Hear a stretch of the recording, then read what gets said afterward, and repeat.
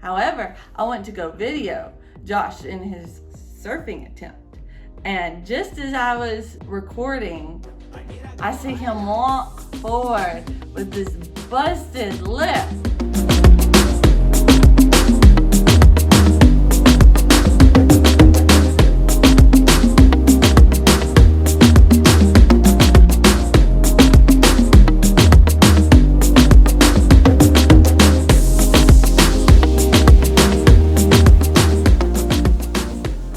The following city that we traveled to was a beach town, which had a completely different vibe than the volcano town.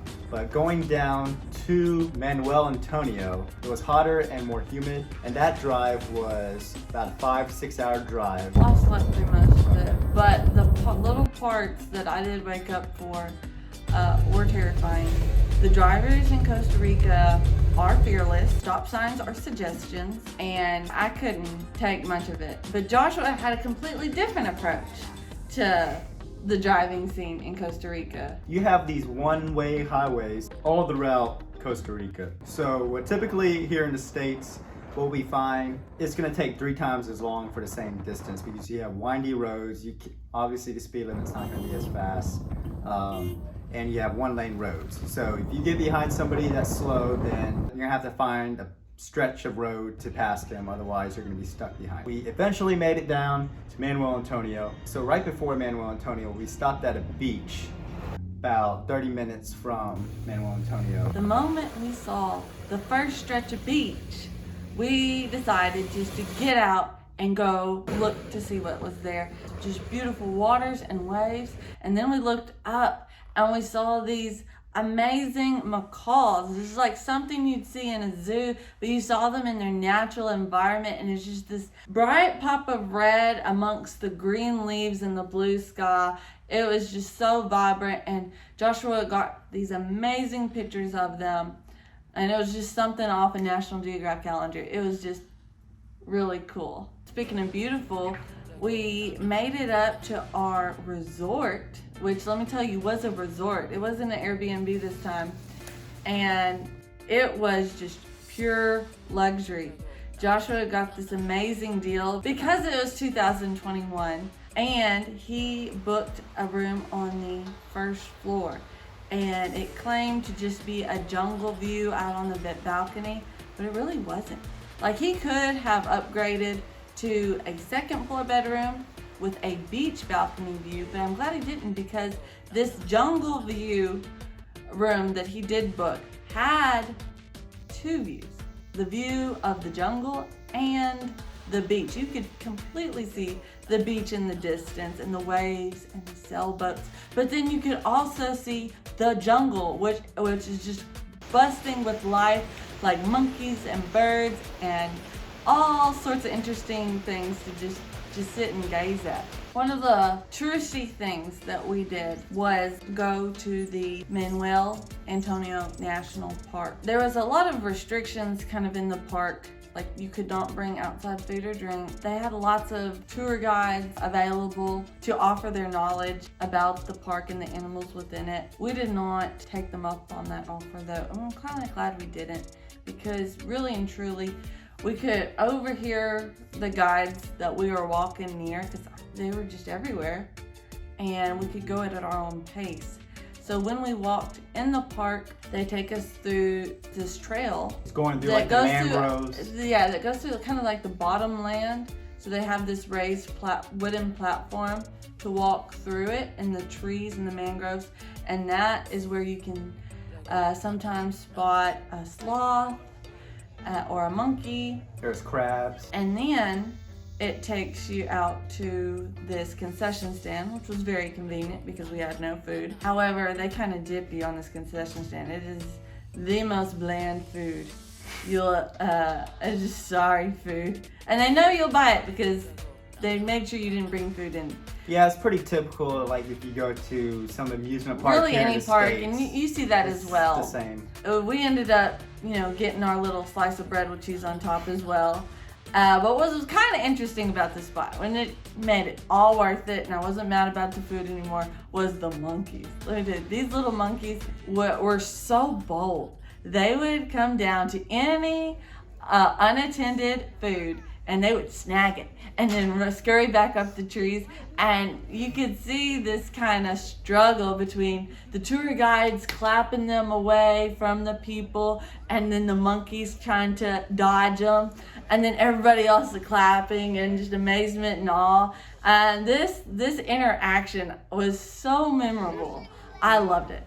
They had a few different beaches. We went to the different beaches. We walked around. It was a nice park to go to. I wouldn't say that it's 100% worth it, but it is nice to see some of the different wildlife. That's where we saw the sloths. You don't know what you're looking for, you're gonna totally miss them, but that's where the tour guides come in handy. So you can see the different groups. They're pointing at the trees, and then you can kind of see, oh, okay, that's what they're looking at. You can see the sloth Look at what there. they're pointing at, Yeah. and then you'll get it too. So walking out Manuel Antonio National Park, we did another very touristy thing, and that is to buy some coconut water.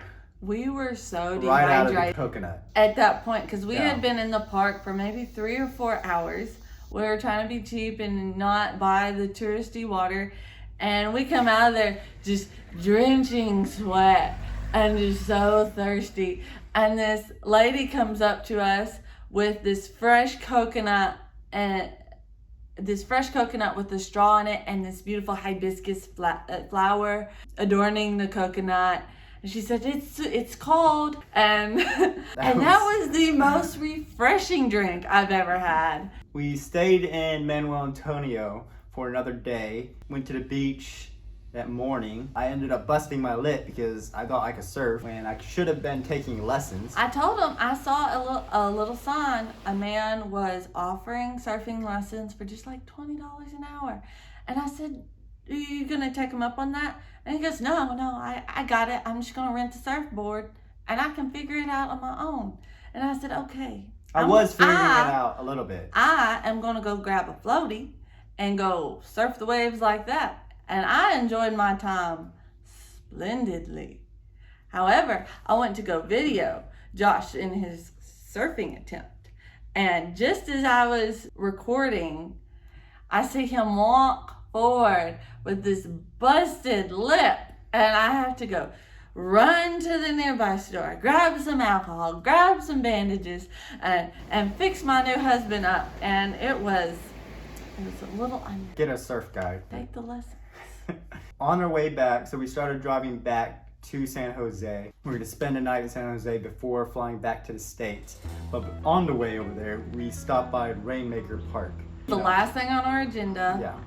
But we fit it in, and I'm so glad we did. We just knew that they had some hanging bridges, and Katie really wanted to go to the hanging bridges. So we ended up going to RainMaker Park. It was off the beaten path a little bit, and another thing I wanted to mention was I was debating about getting a 4x4 vehicle or just a car.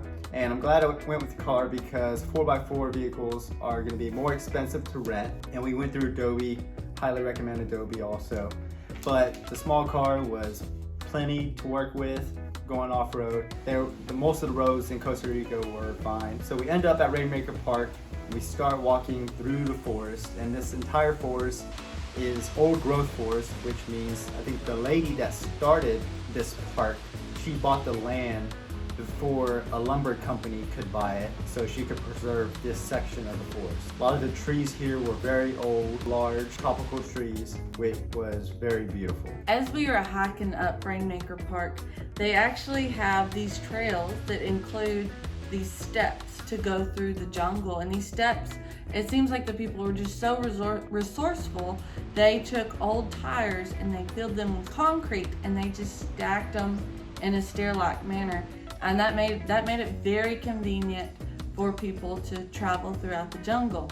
And so as we were going up, we get to our first little perch, I guess you could say, and then there's these hanging bridges, and it's the same hanging bridge that you see on every one of our outro videos, and you can just look down and see the river flowing. Some of these hanging bridges were short and some of them were like super long. And it's this network. It's not just one or two. It was a network of crisscrossing hanging bridges over a river. And at some point, you'll see waterfalls. And sometimes these waterfalls will have little pools that people could enjoy and sit and like feel the rushing water, and it was an experience. At the end of our journey through RainMaker Park, I was just so in awe of Costa Rica, and I'm so glad we ended up going there because it was the highlight of our trip. That experience embodies what it means to live a bucket list life. Although we might not have hanging bridges accessible in our home locations, we can live life to the fullest on a daily basis and enjoy life. We'll post new videos every Friday. Like and subscribe To the Bucket List Life. Thanks for watching.